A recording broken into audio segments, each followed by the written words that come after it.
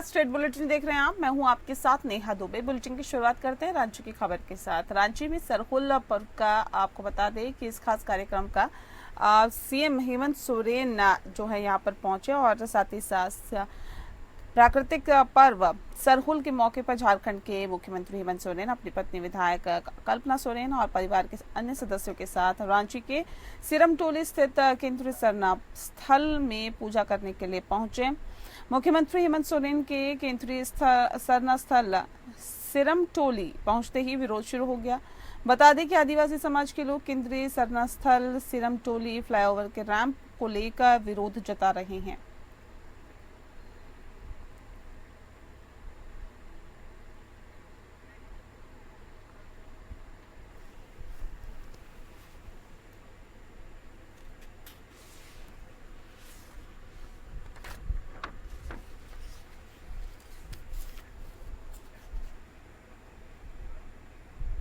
और अगली खबर बोकारो से आ रहे हैं। बता दें आपको कि बोकारो में थिरकते नजर आए मंत्री योगेंद्र प्रसाद। दरअसल दिसोम बाहा महोत्सव का आयोजन दिसोम बाहा समिति के तत्वाधान में बुंडूबीर पेटरवार में सरहुल पर्व का आयोजन किया गया। इस आयोजन में मुख्य रूप से पेयजल स्वच्छता एवं मदय निषेध विभाग के मंत्री योगेंद्र प्रसाद एवं झामुमो के नवनियुक्त जिला अध्यक्ष डॉक्टर रतनलाल मांझी उपस्थित थे, जहां पर मांदर बजाते हुए झारखंड सरकार के मंत्री योगेंद्र प्रसाद थिरकते हुए नजर आए। वहीं नया मोड़ के बिरसा मुंडा चौक के समीप आयोजित सरहुल पर्व के मौके पर झारखंड मुक्ति मोर्चा के चंदन क्यारी विधायक उमाकांत रजक ने कहा कि पूरे देश में सरहुल का पर्व लोगों में उत्साह है और साथ ही ये प्राकृतिक पर्व है और यह हमारी परंपरा है। झारखंडी आदिवासी मूलवासी का ये पर्व है और सभी लोग श्रद्धा से ये पर्व मनाते हैं और इस पर्व के माध्यम से संदेश भी देते हैं कि आने वाला जो प्रकृति है उसे प्रकृति में बारिश कितना होगा।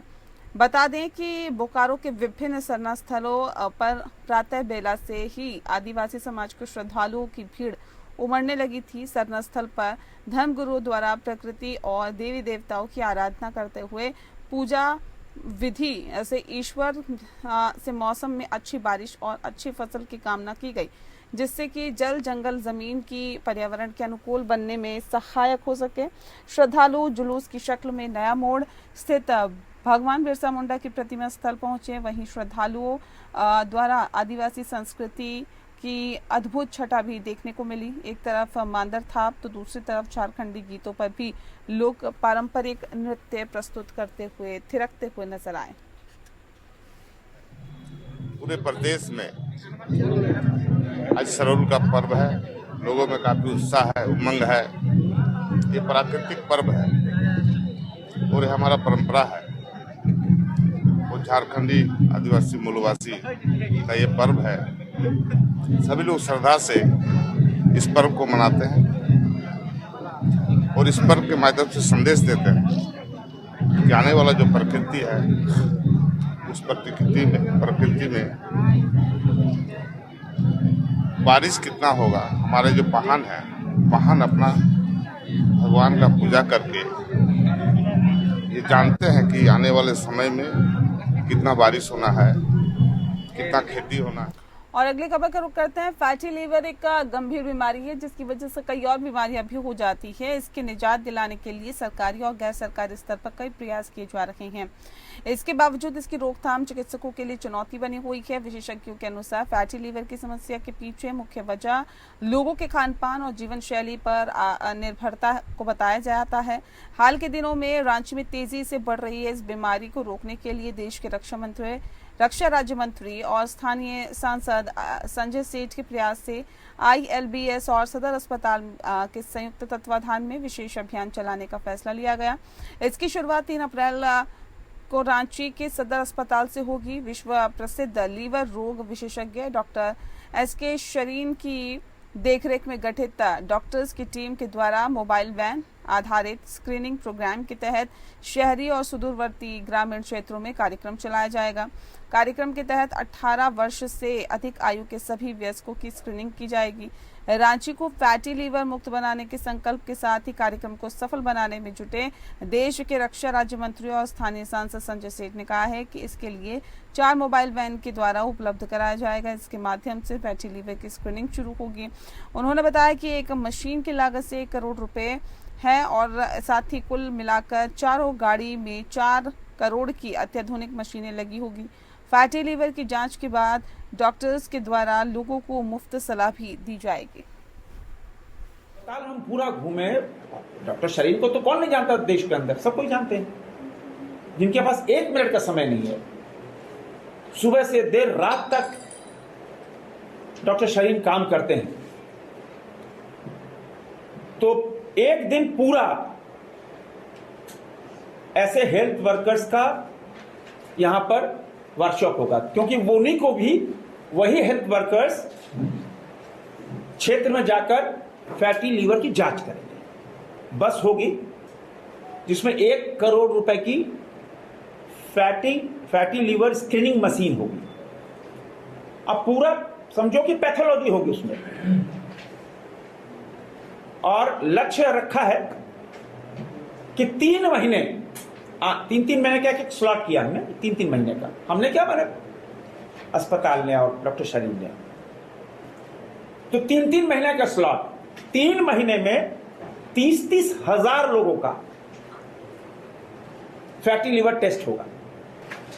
सदर अस्पताल पूरी तरह तैयार है और इस पूरी फैटी लिवर स्क्रीनिंग की पूरी तरह निःशुल्क होगा, कोई चार्ज नहीं देना पड़ेगा। और अगली खबर रांची से। रांची में नक्सलियों की साजिश फिर से नाकाम हुई है। बता दें आपको कि सुरक्षा बलों ने नक्सलियों की एक बड़ी साजिश को फिर से नाकाम कर दिया। पश्चिमी सिंहभूम जिले में सर्च ऑपरेशन के दौरान सुरक्षा बलों ने नक्सली डंप को ध्वस्त कर दिया। इसके साथ ही गोला बारूद समेत अन्य सामान को भी बरामद किया गया है। सुरक्षा की दृष्टि से बम निरोधक दस्ते ने विस्फोटक को जंगल में ही नष्ट कर दिया। सुरक्षा बलों को सूचना मिली थी कि नक्सलियों के हाथ और गोला बारूद जंगली पहाड़ी क्षेत्र से ने कहीं छुपा कर रखे हैं और जानकारी मिलने के बाद 29 मार्च से लगातार टोरंटो थाना क्षेत्र के 1 ग्राम सरजाम बुरू दीरीबुरू के पास जंगल पहाड़ी क्षेत्र में सर्च अभियान शुरू किया गया था। इसी क्रम में सोमवार को एक नक्सल डंप को सुरक्षा बलों के द्वारा ध्वस्त किया गया। गौर करने वाली बात यह कि लगातार वर्ष 2022 से लगातार गोइल केरा थाना अंतर्गत ग्राम कुईडा, छोटा कुईडा, मारादीरी, मेरालगढ़ा, हाथीबुरू, तिलाईबेड़ा, बोयपाई, संगसांग, कटब्बा, बायहातू, बोरोयो, लेमसडी के सीमावर्ती क्षेत्रों और टोरंटो थाना अंतर्गत ग्राम हुसीपी, राजबासा, तुम्भाबाहा, रेगड़ा, पाटा तोरब, गुरबू, लुहिया के सीमावर्ती क्षेत्रों में नक्सलियों के खिलाफ संयुक्त अभियान चल रहा है।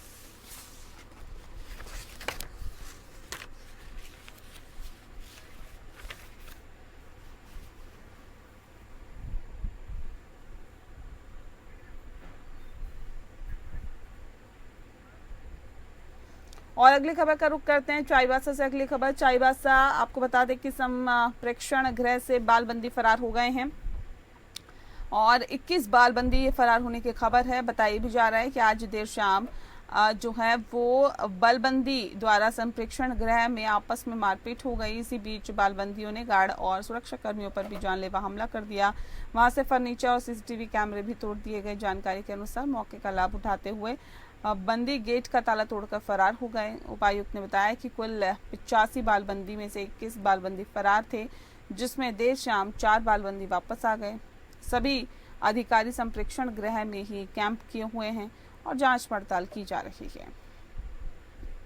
आज शाम को 6 साढ़े 6 बजे के आसपास की ये घटना है। इसमें करीब 21 बच्चे आज यहाँ से उपद्रव मचा के तोड़कर बाहर चले गए और जैसे ही इस घटना की जानकारी मिली तुरंत अनुमंडल पदाधिकारी और मंडल पुलिस पदाधिकारी को निर्देश दिया गया कि वो मौके पर पहुँचे और यहाँ पर आके उन्होंने स्थिति को देखा। हम लोग भी अभी आके देखे हैं कि किस तरह आज यहाँ पर भारी उपद्रव हुआ है और उसको देखने से जहाँ पर इस प्रकार की जो इसमें लैप्सेज तो देखने को हम लोग को मिली है, उसको बहुत गंभीर रूप से जांच की जा रही है बिकॉज ये बहुत ही गंभीर विषय है। टोटल 21 बच्चे फरार हुए जिसमें से एक बच्चा अभी ट्रेस आउट हो गया है और बाकी जगह भी कार्रवाई की जा रही है ताकि उनको कम समय में हम लोग देख सकें और आने वाले समय में ऐसी घटना नहीं हो इसके ऊपर भी हम लोग विशेष एक्शन प्लान तैयार करेंगे। सर आज ही का दिन लोग सभी पर्व में अब चूँकि 6 साढ़े 6 बजे का समय है, उस समय जानकारी मिली तो जानकारी मिलते ही सरोल का पर्व है, निश्चित तौर पर वहाँ जुलूस का विसर्जन भी हो रहा था। तो जानकारी मिलते ही अनुमंडल पदाधिकारी और पुलिस पदाधिकारी को निर्देश मिला कि वहाँ से वो इमीडिएटली अपना इधर मूव करे और आके उन्होंने देखा और उसके बाद में कुछ बच्चे ट्रेस भी होना शुरू हो गए हैं और प्रयास किया जा रहा है कि जल्दी से जल्दी हम लोग सभी को ट्रेस कर सकें। सर अगली खबर का रुख करते हैं। रोहतास जिले के बिक्रमगंज के धावा में आपको बता दें कि बिहार के राज्यपाल आरिफ मोहम्मद खान पहुंचे। वे एक निजी स्कूल के परिसर में आयोजित भारतीय नववर्ष महोत्सव में शामिल हुए। इस दौरान राष्ट्रीय स्वयंसेवक संघ के प्रचारक इंद्रेश कुमार, अहिंसा विश्व भारती के जैन आचार्य लोकेश सहित विभिन्न संगठनों के लोग उपस्थित हुए। इस दौरान गवर्नर ने कहा कि वर्ष 2047 तक भारत को एक विकसित राष्ट्र बनाना है, क्योंकि शताब्दी के गुलामी के दाग को सन 2047 तक विकसित राष्ट्र बनाकर उसे मिटा देना है। और ये तभी होगा जब भारत की ज्ञान की संस्कृति दोबारा पुनर्स्थापित होगी। जब हमारी बुद्धि, विवेक और ज्ञान बढ़ेगा तो हम और हमारा समाज टुकड़ों में नहीं बटेगा और जब हम एक होंगे तो भारत को विकसित राष्ट्र बनने से नहीं रोक सकता कोई। साथ ही उन्होंने बिहार तथा बिहार के छात्रों की प्रशंसा की और कहा कि बिहार के लोग अगर दिल्ली और मुंबई जैसे शहर से निकल जाएं तो इन महानगरों की तमाम गतिविधियां ठप हो जाएगी। आज तमाम केंद्रीय परीक्षा में बिहारी छात्र छात्राओं का वर्चस्व है। बिहार के लोग बिहार में अलग अलग सामाजिक परिवेश में रहते देखे जाते हैं, लेकिन जब किसी भी जाति धर्म का बिहारी दूसरे प्रति काम करने जाता है तो वहाँ सभी बिहारी हो जाते हैं। बता दें कि कार्यक्रम का आयोजन भाजपा नेता तथा काराकाट के पूर्व विधायक राजेश्वर राज ने किया। कार्यक्रम में हिंदू धर्म के कई साधु संत और विद्वान भी उपस्थित हुए। लेकिन पुराण का मतलब विरध नहीं है। विरधता के साथ बढ़ती हुई उम्र के साथ कमजोरियां आती हैं। लेकिन जैसे गंगा नदी है, उसमें गंदगी डाली जाती है। मैं एक जमाने में कानपुर से प्रतिनिधि था, पैदा भी गंगा के किनारे ही गांव में हुआ हूं। लेकिन जब कानपुर का प्रतिनिधि था तो मैं संसद में गंगा पर बैराज बनाने के लिए जब तक मंत्री नहीं हुआ तो बार बार उसकी मांग करने के लिए खड़ा होता था। और तब मैंने यह अध्ययन किया कि गंगा के पानी में ये खूबी है कि गंदगी भी जब आती है तो कुछ मील चलने के बाद वो स्वयं उसका शुद्धिकरण करने की प्रक्रिया है। और अगली खबर पटना से आ रही है। बता दें आपको कि पीके ने प्रधानमंत्री नरेंद्र मोदी पर हमला किया है। जन स्वराज के सूत्रधार प्रशांत किशोर ने प्रधानमंत्री नरेंद्र मोदी पर हमला करते हुए कहा है कि मोदी जी बिहार की जनता से वोट लेकर गुजरात में फैक्ट्री लगा रही हैं। पूरे देश का पैसा लेकर गुजरात के गांव-गांव में फैक्ट्री लगाई जा रही है और बिहार के बच्चे वहां जाकर मजदूरी करने को मजबूर हो जाते हैं। उन्होंने जनता से पूछा कि जब वोट आपका है तो फैक्ट्री कहाँ लगनी चाहिए, गुजरात में या बिहार में। उन्होंने जनता से अपील की है कि इस बार उन्हें अपने बच्चों के लिए वोट देना है। इस बार नेता, जी हाँ, वोट नेता का चेहरा देखकर नहीं बल्कि अपने बच्चों का चेहरा देखकर देना है। इस बार वोट जाति धर्म पर नहीं, बच्चों की शिक्षा और रोजगार पर देना है। इस बार लालू नीतीश मोदी नहीं बल्कि जनता का राज लाना है। आपने हमने वोट दिया मोदी जी का भाषण सुन के कि गुजरात में मोदी जी बड़ा विकास किए हैं, तो भैया मोदी जी गुजरात में तो विकास कर रहे हैं। पूरा देश का पैसा ले जाकर गुजरात के गांव-गांव में फैक्ट्री लगा रहे हैं और पूरे बिहार से, लखीसराय से, बरबीघा से आपके हमारे बच्चे गुजरात में जाकर नौकरी मजदूरी कर रहे हैं कि नहीं कर रहे हैं? तो कौना बात पर वोट दिए हैं जो नहीं मिला? अभी तो बोले है भैया कुछ नहीं मिला, हम गिनवा रहे हैं तो कह रहे ना भैया 4 किलो अनजवा मिलिए रहा है। अयोध्या में मंदिर बनिए गया, हिंदू मुसलमान अगला पिछड़ा होइए रहा है और गुजरात में बाल बच्चा जाकर मजदूरी करिए रहा है। अरे मेरे भाई, आपने अपने बच्चों के नाम पर कहा कि आज तक हम लोग जीवन में अपने बच्चों के पढ़ाई रोजगार के लिए वोट नहीं दिए। यही बताने आए हैं। बोइएगा बबूल तो आम कहां से खाइएगा। वोट। और अगली खबर का रुख करते हैं। आरा के तनिष्क शोरूम में आग लगने का मामला सामने आया है। बता दें आपको कि पिछले महीने के 10 मार्च को 10 करोड़ की लूट मामला भी ठंडा भी नहीं हुआ कि शहर के टाउन थाना क्षेत्र के शीश महल चौक स्थित तनिष्क शोरूम के बेसमेंट में मंगलवार की दोपहर अचानक आग लग गई। आग लगने के दौरान बेसमेंट में खड़ी दर्जन भर बाइकें और कार जलकर राख हो गई। वहीं इस आग में लगभग 35 लाख रुपए की संपत्ति क्षति होने की बात सामने आ रही है। घटना को लेकर आसपास के इलाके में लोगों के बीच घंटों अफरा तफरी रही। इसके बाद स्थानीय लोगों द्वारा इसकी सूचना फायर ब्रिगेड की टीम को दी गई, थाने को भी दी गई और सूचना पाकर फायर ब्रिगेड की टीम 2 गाड़ियों के साथ मौके पर पहुंची। बता दें आपको कि पुलिस भी फौरन वहां पर पहुंची। इसके बाद फायर ब्रिगेड की टीम काफी मशक्कत के बाद आग पर काबू पा सकी।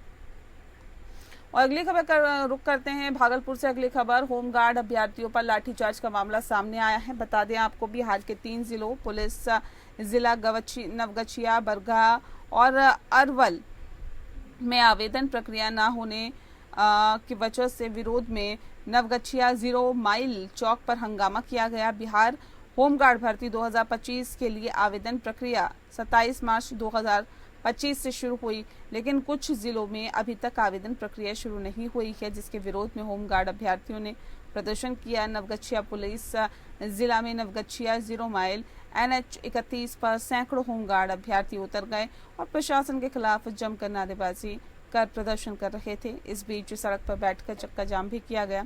इतना ही नहीं, दर्जन भर अभ्यर्थी बुलडोजर पर चढ़ गए तो कई अभ्यर्थी ट्रकों पर चढ़कर प्रदर्शन करने लगे।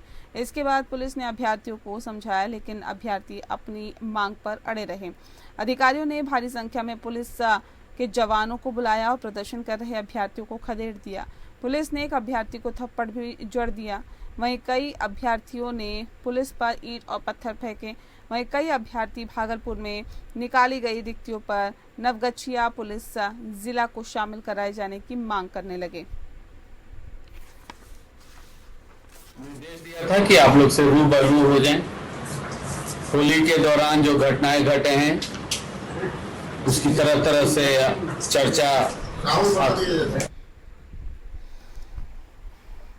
अगली खबर का रुख करते हैं पटना से। अगली खबर आ रही है। बता दें आपको कि पटना में थानों में दलालों की एंट्री भारी पड़ी है। दरअसल बिहार पुलिस मुख्यालय में थानों में दलालों की बढ़ती सक्रियता पर सख्त रुख अपनाते हुए कड़ा निर्देश दिया है। नए आदेश में अगर किसी थाने में दलालों की मौजूदगी पाई गई तो संबंधित थानेदार पर भी गाज गिर सकती है। अब थानों में आने वाले हर व्यक्ति की पहचान रजिस्टर और CCTV फुटेज के माध्यम से दर्ज की जाएगी। पुलिस महकमे को निर्देश दिए गए हैं कि अगर कोई व्यक्ति बार बार थाने आता है तो उसकी गतिविधियों की जांच की जाए। DGP ने साफ कहा है कि अगर किसी थाना प्रभारी को मिलीभगत पाई गई या दलालों को संरक्षण देने की बात सामने आई तो उनके खिलाफ भी अनुशासनात्मक और विभागीय कार्रवाई की जाएगी। राज्य के SP और DSP को विशेष रूप से थानों का औचक निरीक्षण करने और संदिग्ध गतिविधियों की निगरानी करने के निर्देश भी दिए गए हैं। होली के दौरान जो घटनाएं घटे हैं उसकी तरह तरह से चर्चा अखबार में भी और सोशल एवं डिजिटल मीडिया में भी आ रही है।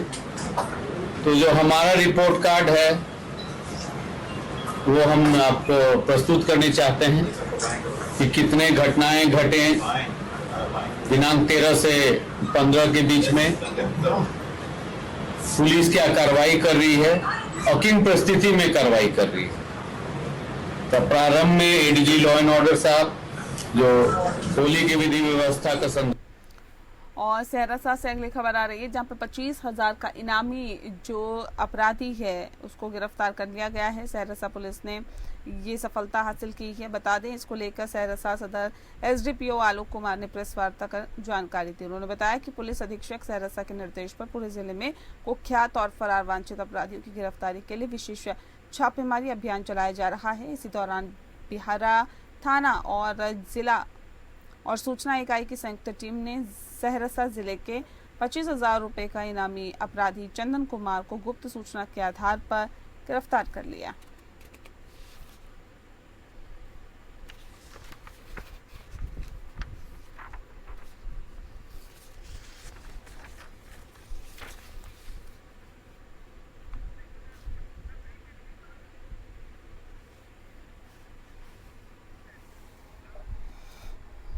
अगली खबर का रुख करते हैं। छत्तीसगढ़ के मुख्यमंत्री विष्णुदेव साय का बयान सामने आया है। बता दें आपको कि उन्होंने कहा है कि लगातार हार से कांग्रेस बौखला गई है और विधानसभा में बुरी तरह से पराजित हुए हैं। लोकसभा में पराजित हुए, अभी नगरीय निकाय पंचायती राज के चुनाव में पूरा क्लीन स्वीप हो गए हैं, तो बौखलाहट में भी कुछ बोल रहे हैं।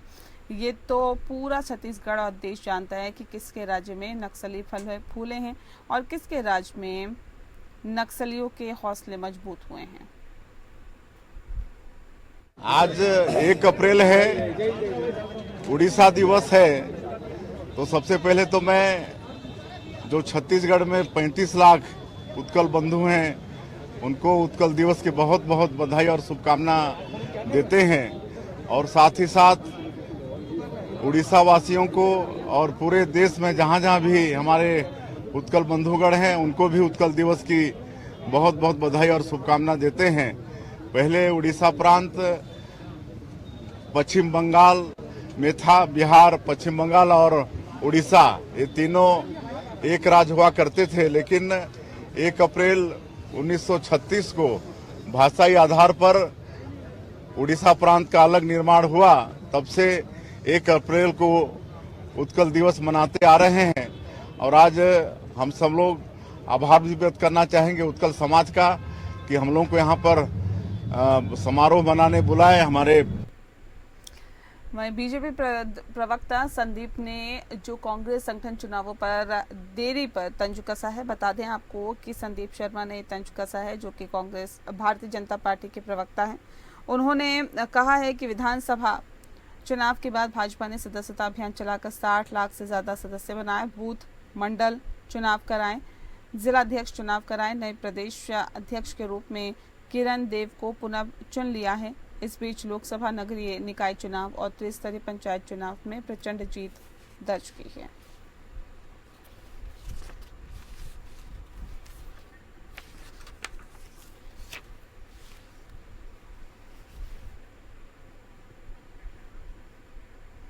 और छत्तीसगढ़ के मुख्यमंत्री विष्णुदेव साय ने सौगात दी है। बता दें आपको कि ये सौगात दरअसल बताया जा रहा है कि पुंसकोटा को मिली है, विकास की सौगात मिली है, जिससे छत्तीसगढ़ के दूरस्थ अंचल में रोशनी की नई किरण आई है। दरअसल घना जंगल, टेढ़े मेढ़े रास्ते और सूरज ढलते की छा जाने वाला घना अंधेरा कुछ समय पहले तक बीजापुर जिले के हीरापुर ग्राम पंचायत के आश्रित ग्राम पुंसकोटा की यही पहचान थी, लेकिन अब तस्वीर बदल चुकी है। नया वित्तीय वर्ष प्रारंभ हुआ है और हमारी सरकार ने इस बजट में पेट्रोल के कीमत पर प्रति लीटर 1 रुपया का कमी किया है और इससे लाखों जो हमारे बाइक चलाने वाले हैं उनको फायदा हो।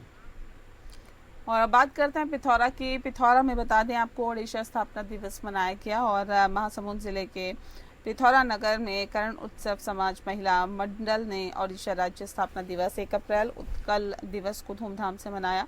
इस कार्यक्रम में समाज के सभी वर्गों ने उत्साहपूर्वक भागीदारी की और अपनी मातृभूमि ओडिशा एवं कर्मभूमि छत्तीसगढ़ के प्रति कृतज्ञता ज्ञापित की। ये कार्यक्रम अग्रसेन भवन में आयोजित किया गया और इस मौके पर मुख्य रूप से विधायक डॉक्टर संपत अग्रवाल, नगर पंचायत अध्यक्ष देव सिंह निषाद, उत्कल समाज के प्रमुख सहित नगर के गणमान्य नागरिक रूप से उपस्थित हुए।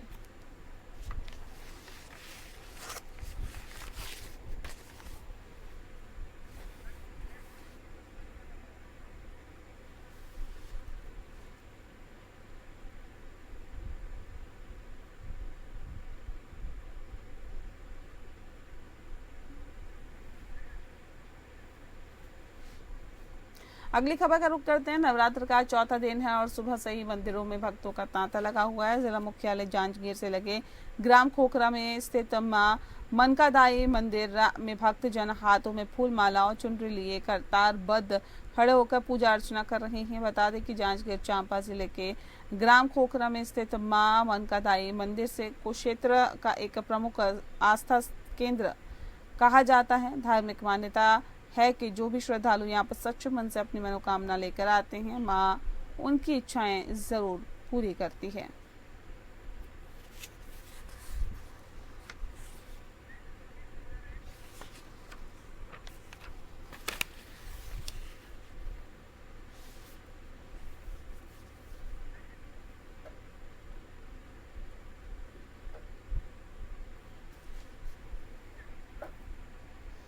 और अगली खबर का रुख करते हैं। बात डबरा की होगी। डबरा में 2 युवकों ने एक महिला का पहले अपहरण किया और उसके बाद फिर दुष्कर्म की वारदात को अंजाम दिया। फिर 4 महीने तक बंधक बना के रखा। बता दें कई बार दुष्कर्म उसके साथ किया और उसके बाद महिला गर्भवती हो गई। पीड़िता ने कराहिया बैलगाड़ा थाना सहित डबरा के देहात थाना क्षेत्र में 2 आरोपियों के खिलाफ शिकायत की, लेकिन किसी भी थाना पुलिस ने पीड़ित महिला की सुनवाई नहीं की। हालांकि मीडिया के हस्तक्षेप के बाद वरिष्ठ अधिकारी के आदेश पर देहात थाना पुलिस ने विभिन्न धाराओं में दोनों आरोपियों के खिलाफ मामला दर्ज किया।